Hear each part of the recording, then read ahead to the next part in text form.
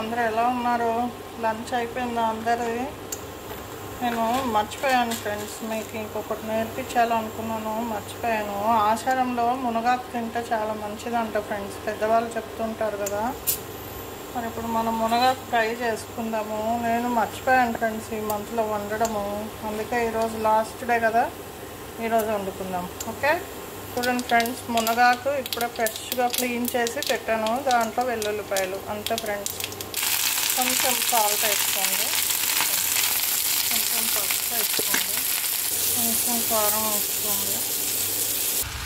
చూసారా ఫ్రెండ్స్, మునగాకు fry ready అయిపోయింది. ఇది పప్పు అన్నము అంచుకు బాగుంటుంది, రసం అన్నానికి బాగుంటుంది, సాంబార్ అన్నానికి బాగుంటుంది. మామూలుగా ఉత్తి రైస్ ప్లస్ నెయ్యి వేసుకొని ఈ కూర కలుపుకుంటే చాలా బాగుంటుంది ఫ్రెండ్స్. హెల్త్కి చాలా మంచిది మునగాకు.